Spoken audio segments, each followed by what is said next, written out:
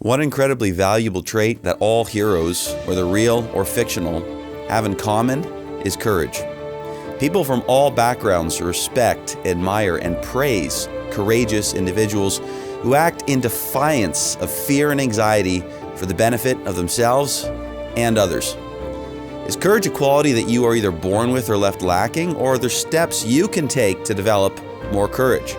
You need to know this one simple truth about fear that will help you to develop real courage. It's possible that someone in your life has encouraged you to be brave, but how can this encouragement lead to action? Courage is a type of mental strength, which needs to be developed in the same way that physical strength is developed. Now, first, a person needs to understand how to acquire that mental strength.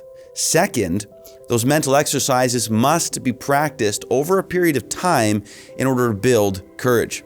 And in this video, I'll share with you one simple truth about fear that can help you on your way to developing greater courage. See, courage is a big topic and one that we'll be providing more videos on in the future. So make sure you're notified when they become available.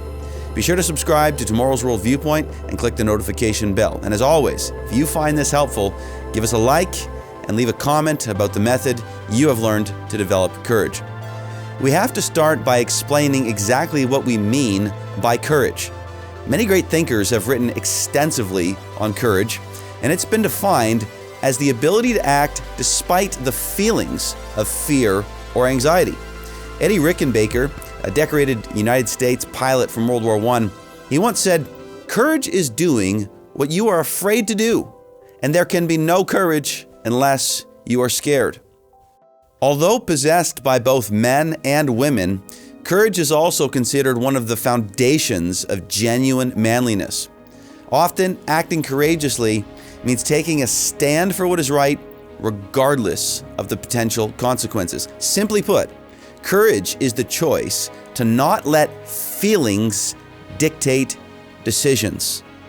Now, this quality is vital in your relationships, your career success, and overall happiness. Without courage, your potential and experiences in life may be significantly diminished. This is why we want to share with you ways that you can help develop this essential trait. See, there is a core characteristic of fear that you have to understand in order to overcome fear and act courageously. You need to know that fear lies to you. Feelings can lie to us.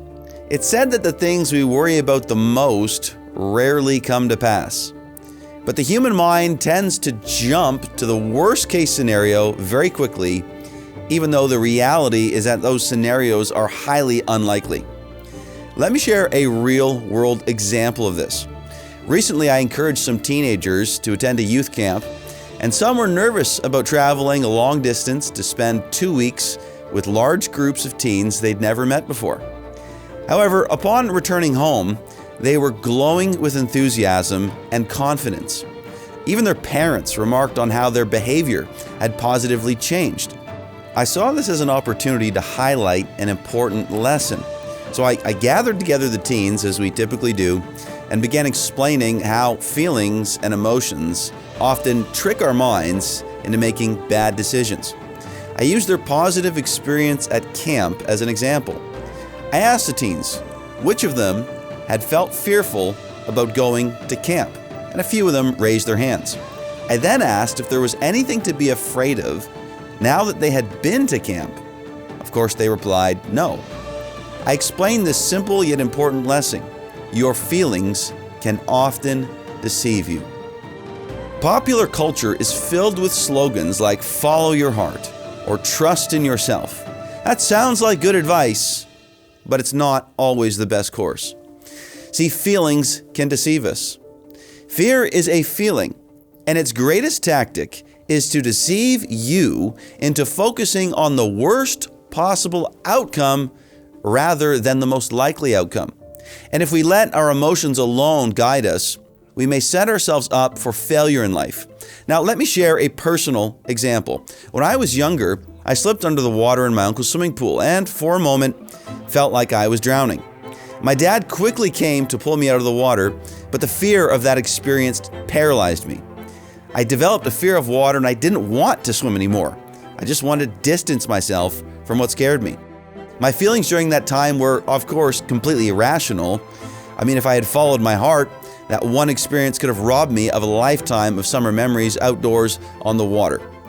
But instead of telling me to trust my feelings, my parents enrolled me in swimming lessons more frequently. They understood that the only way to overcome this fear was to confront it. And with an instructor nearby, there was no real danger. To this day, I clearly remember the moment when my fear of swimming vanished.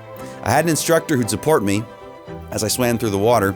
One day, he let go without my noticing and asked how I was doing. "Good," I replied, to which he responded that he was no longer helping me. Now, at that moment, I had this wave of exhilaration and confidence that surged within me, and it still brings a smile to me when I think about it. You see, fear can lead us to irrational conclusions. The idea that I would drown if I entered the water was utterly unfounded, and my parents understood that better than I did. They encouraged me to confront my fear. Had they allowed my fear of water to prevent me from swimming, I would have missed countless incredible memories.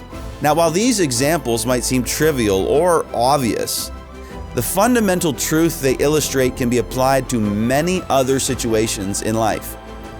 If you are feeling afraid, remember this: your mind and your heart might be lying to you.